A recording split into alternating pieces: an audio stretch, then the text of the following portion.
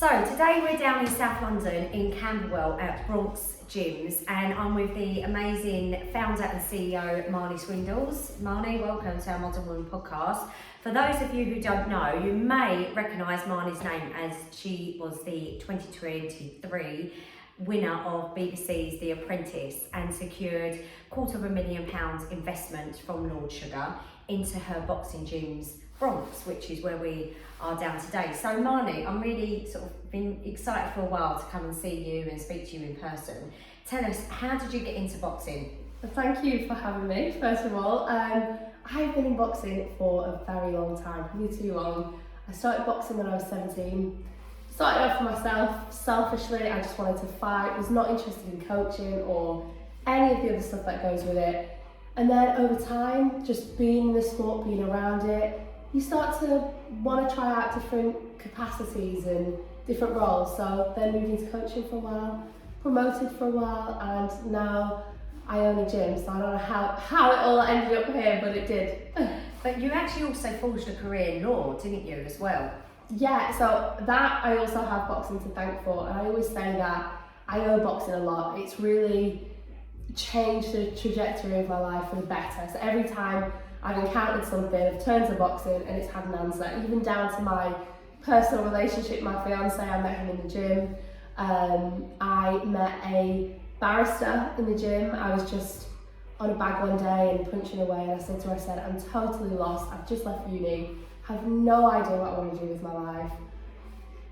I don't know what my next steps are. And she said, I'm a barrister, why don't you come and shadow me, see if you like it? So I said, okay, what have I got to lose? Went along, shadowed her for, it was a 7-day GBH trial, and I fell in love with it. The way she just walked into the room and just commanded everybody's attention and that presence. It had a lot of mirroring of boxing, you know, the same way you step into a ring and all eyes are on you, and I fell in love with it. So then I went back, did law, and became a barrister, and now I found myself back in boxing somehow. So how did you transition from being a barrister back into the boxing ring? Well, it was weird. I was living like a dual life. So by day I'd be in court and I'd be very formal and all upright with counsel and judges, and then in the evening I'd be back in the gym with guys from the estates and, you know, this whole mix of people. So I was living a very weird life, but the ultimate deciding factor is that boxing and business has no ceiling, whereas a life in law, it did have a ceiling, and I felt like I was pouring myself into that job but only getting a certain amount back, whereas with business, what you put in is what you get out, and the sky really, well, even the sky isn't the limit. Yeah, and I think that's quite an inspiring point about there is no ceiling in boxing. And one thing that I like about it, especially for sort of youngsters today, is a really good way of, like, there is nowhere for youngsters to hang out. And I think boxing is one of those that, you know, gets kids off the street, if you like, but also really occupies their minds and gives them an outlet to something not just inspiring, but also a path to some form of success as well. Yeah. Who would you say influenced those early years when you were 17 and started getting into boxing? Well, for me, I mean, I see a lot of myself in the kids that come through the gym today, just young kids who are angry for a variety of reasons, stuff going on in their own lives, pent up, aggressive, and just have no real place where those characteristics aren't shunned and dismissed. You know, if you go to school or academic jobs and things like that, you're expected to behave a certain way. And some kids just don't fit that box. And having a place like boxing where those traits, that aggression, that power in kids can not only be nurtured but also celebrated, I think is a good thing. I think society needs avenues for different kinds of people. You know, not everybody's going to thrive in the same environment, so creating different pathways is so important. But you know, boxing gets a bad reputation, and the biggest battle I have is with parents who think, you know, that's going to make my kid more violent, it's going to make them more aggressive, and I can't express enough how much it does the opposite. Once a kid is in the ring and is against a kid who's better, they quickly are humbled and realise, you know what, there's respect to this, there's an art to this, there's something I need to learn, this isn't about a fight. And it gives them the power to know that if a situation arises in the real world, they can handle themselves, they can defend it, they no longer feel the need to go out and prove themselves and start things. And that is something that I experienced directly, is that I no longer needed to prove myself. Boxing gave me a lot. And I think obviously the idea is to box better, right? You know, it's not like being in the kids' playground and that kind of thing. It's actually knowing how to fight properly. So tell us about Bronx. Tell us about what you do down here. I've just been shown around. I've also seen what is going to happen in the future, which is very exciting. But tell us what you offer down here. So Bronx, the USP for Bronx is being that middle option between the spit and sawdust feeling and that integrity, that magic that you find in amateur gyms, but mixed with that sort of higher end commercial awareness, the scalability, the business mind of the more premium gyms or the chain gyms. Because currently there isn't a go-to name, there isn't a go-to brand when it comes to boxing. So that's what I wanted Bronx to be. And in terms of the customer experience, I want people to come down here and everybody feel welcome. Like really open the doors to boxing and say, this is not a closed-off, hyper-masculine sport full of six-packs. This is a sport for everyone, and I think once I can do that, once I can fully achieve that, then boxing can become a much bigger industry, a much bigger economy. And how are you planning to achieve that? Well, a lot of work.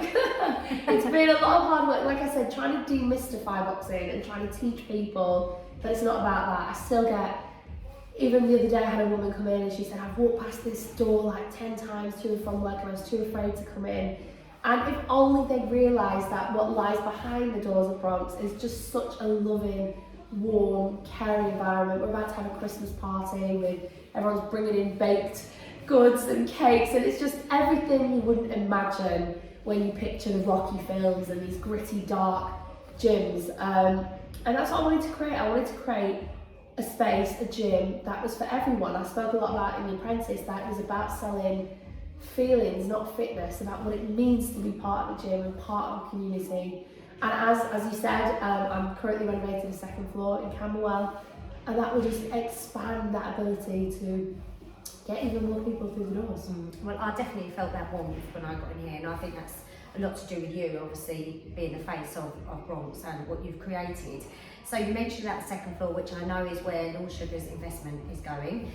So tell us about your experience on The Apprentice. And I know this sounds a really silly question, but did you think you was going to win it? I, hand on heart, it's easy. Oh, I didn't think I was going to win. I, hand on heart, did not think I was going to win. I went into the show with the best intentions. Some people say, oh, I didn't care about winning. I cared about winning. I went in there, I didn't go in there half-hearted. But there was good competition. There were people who wanted it just as much as I did. And when it got down to the final two between me and Rochelle, I really thought it was going the other way.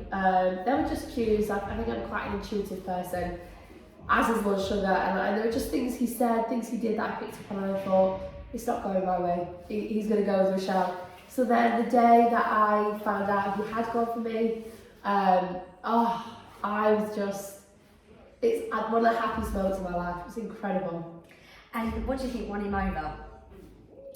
I think he looks for people. I think what matters to him is people's character, people's integrity, people's honesty. And I know he said a few times throughout the process about trusting his gut. Even when it came down to putting me in the final with Rochelle and Megan, he looked at us both, and his head probably said Megan. She'd already been in business, she'd been established. I was brand new to business. I was a much riskier bet, and he looked at us both, and he outwardly said, "My gut. Sometimes business is about listening to your gut, and my gut, Marnie, you're going through to the final." And even that, it was the most incredible moment. So I think he just followed his gut instinct, and I think he was looking for people over just a business plan. Yeah, absolutely. So how do you think you've changed since that experience? So much for the better, probably some for the worse as well. I have just had the most steep learning curve you can imagine. From my first real shot at business was in February, and since then to now, we're in December now, this last 9 months has just been crazy. I've learned a lot about managing people, working with people. I have learned to listen a lot more. I've learned that you have to also play the bad guy sometimes too, which is something I never wanted to be. I always imagined I had this business where we're all running around with happy smiley faces, but being in this position, you also have to be the person that someone said to me, you have to do what's best for the house. So sometimes if you have to hurt one person for the greater good, sometimes as the leader, you have to make those difficult decisions, which I found hard, but I'm learning. And what do you think has been your biggest challenge since setting up Probably managing people, learning to understand how to motivate people, how to garner loyalty, how to manage that and balance that with discipline as well. Because, like I said, when I first started out, I wanted to create an environment, and I still do, where everyone wants to come to work and no one disgruntles it. Because once they hate coming to work and they don't want to wake up in the morning to get here, you lose that sense of motivation. So I always wanted to keep that going and keep that momentum. But if you give people too much of a good time, they can take advantage of that. So yeah, it's been really hard trying to navigate that balance. Absolutely, and I don't think you're the only one. Everyone I I speak think to, all business owners feel that way. business owners, no matter how much experience you've got, dealing with people is the biggest challenge. You know, it always is, especially as you grow as well, because you need more people to grow. Yeah. So it is just naturally I think a challenge. learning to delegate and be hands off when it's your business and it's something you've created and it's your baby. I mean, I don't have kids, but I would imagine it feels a lot the same way of like giving your kids to a babysitter for the first time. You're really relinquishing control, and I'm guilty of thinking I'm the only person who can do it justice. So I take back a lot of jobs, and in order to not stifle the business, learning to actually separate and let go is something I am still struggling with, I'm still working on, but I understand it's absolutely imperative to make the business flourish. I think the biggest thing is you recognise that, don't you? Yeah. You recognise that's maybe something that you want to work on for the better of the business. So you're new to business, but you're not new to boxing. And one of the things I want to talk about is, you know, women in boxing. I can't believe that it was only 2012 that women were represented at the Olympics. And since then we have come a long way, and I think, you know, other established sports promoters out there have, you know, done a lot to support women in boxing. What would you say is something that you'd like to see change for, let's say, female boxers first of all, and then we'll go on to the business side of it? Well, I think, like I said, it's come a long way in such a short space of time to go from no women in the Olympics 2012, which, thinking about it now, that's crazy. 2012, that was like just over 10 years ago. You think those things are things of the past, and actually that's still really close in the present. So I think we have come a long way from that to now seeing all female cards, headlining events. You know, Katie Taylor, Chantal Cameron have sold out arenas twice now. Clarissa Shields, Savannah Marshall. We've got big names now in boxing. I think the more women that do that, the more women at grassroots level will have an aspiration, because that was one of the reasons why I sort of veered away from boxing myself, is that it wasn't going anywhere. There wasn't a pathway, there wasn't a route. Now there is. Now some of the women that have followed it through and reached the top have carved that path. I think it'll encourage a lot more girls to go through it. Once it does, the competition will raise, standards will raise, everything in boxing will just get bigger and better for women. From the business side of things, I think there is a huge gap in the market for women to, you know, have a seat at that table and represent what women can offer on a business level. Absolutely. So do you ever see yourself as a boxing promoter? Absolutely. That's something I would love to get into eventually. I used to dabble in some white collar events, which were going really well until Boris shut down everyone's events in COVID. And after that I thought, I want something more tangible, like a gym. But there is still that part of unfinished business inside me that thinks maybe events is something I'd like to get back to. Yeah, well, I guess it's, you know, setting up a gym is one thing, and you've got a lot of work here already, but definitely for the future, I think that's where it's at, and you've definitely got the energy for it as well. Yeah, and I think the two things go hand in hand, like being on the ground, seeing the problems that boxers face. You know, we've got some pro boxers down this gym, and even just financing their training sometimes, sponsorships, promoting themselves. These are all things that, you know, you have to see it to understand the problem that needs fixing, and I'm around it. I can help give them a pathway. I'd love to see a situation where we've got fighters come in, join us as amateurs, stay with us as pros. I could then promote them, and we could have a real all-encompassing in-house operation. I think that would be perfect. So what's your view on professional boxers versus the YouTubers? Well, there's a big debate about it, and I've been very transparent in that. Initially, I was a purist. I was actually speaking to someone from someone really well known in Misfits the other day, and I said straight to her face, I said, do you know what, I didn't believe in you guys. I thought the Misfits world was a joke, had no belief in it, but there is no denying what they've done in terms of marketing themselves, in terms of the size of these events and how much momentum and scale they bring. And I think pro boxing has a lot to learn from them. Pro boxing has the talent, and you've got a lot of disgruntled people in there because they have worked so hard. They've had 50 odd fights and worked really hard to climb the ranks to finally become a pro, step out on the scene, and they're still not making the money they should.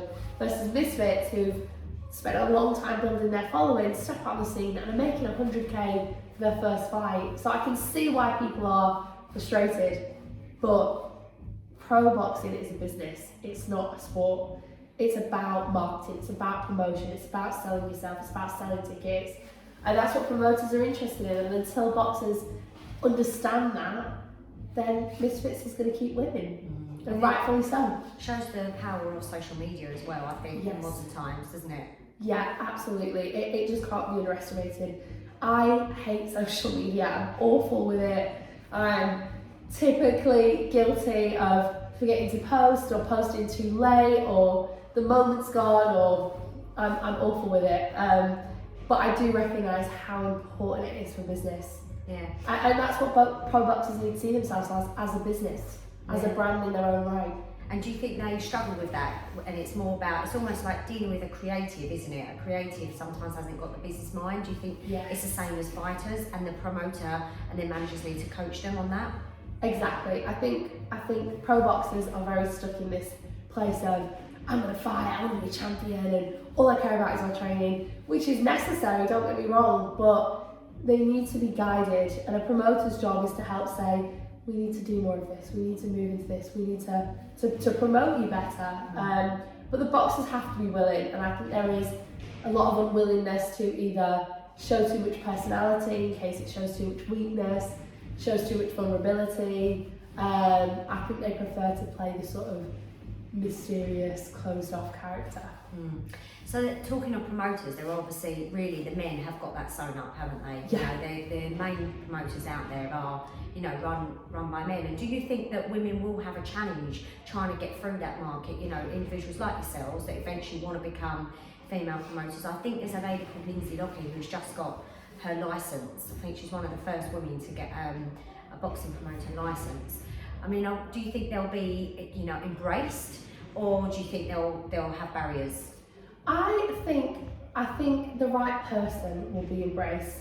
I wouldn't want to put too much emphasis on the idea that a woman coming through that the men wouldn't accept, because I can honestly say that the boxing community have been very open arms to me. Coming out of the back of the Apprentice, a lot of the promoters reached out and congratulated me, wished me well. So I can't say that I think there is a barrier there in terms of it being female or male.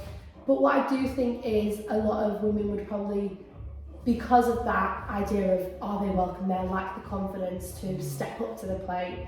And my approach in terms of being a female in what is, let's face it, a very male-dominated world, is just to go in there as myself, go in there as Marnie, almost not put too much emphasis on being Marnie the female, you know, being Marnie, you know, because, you know, we don't talk about Eddie Hearn as the male promoter or Frank Warren as the male promoter, and I think there's a real power in not acknowledging it and having them take me as me, and then it's my character, it's my integrity, it's what I can offer, which is getting me a seat at the table, not any kind of checkbox that they've got a female on side, you know.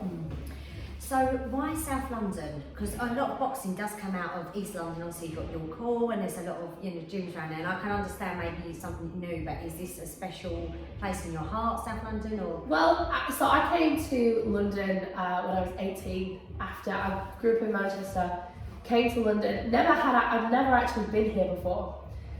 So I came down, had all my stuff on a coach, drove down here, 8 hours, and I was confident. My mum was like, are you sure you want to do this? And I'm fine, I've got it, mum. I got off the coach with all my bags and I just froze for like 40 minutes, and I thought, what the hell have I just done? I'm in this big city, all alone, I'm terrified. And then day by day, just kept putting one foot in front of the other.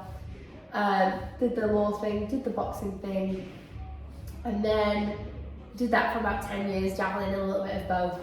And then by chance, I found this place in South East London in Camberwell, and it was actually a neighbour who was dealing with some of the building works in this property, who said, I've just found out the space and it would make the best boxing gym. Like just the look of it, the feel of it, the size of it would be incredible. So he brought me around, showed me the space, wasn't even on the market. It was covered up to about knee height in sewage. There was asbestos in the walls. So it was definitely not the case that I chose this place because it was easy. But I do feel like there was a sense of fate in this place.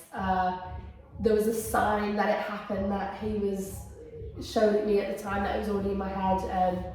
And it had so many problems, but it also had so much potential, which is everything I stand for in boxing, is, taking these kids who are going through difficult times and seeing that spark in them, seeing that opportunity and being able to imagine it and make something of it. So then once I found this place, I couldn't turn my back on it.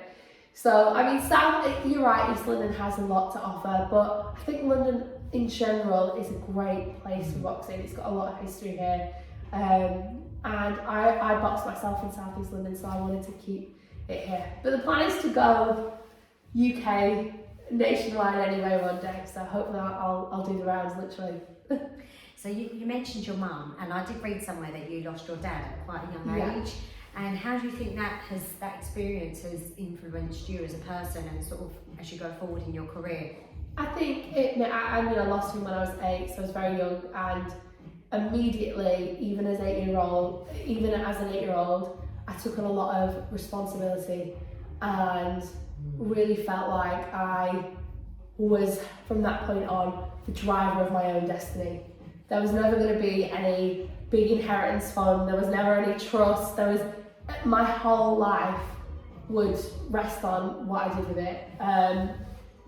So I've always been, since then, very proactive, very determined to transcend the life that my parents had. Very working class life. My dad worked on the railways, my mum was always a cleaner, so always wanted more than that.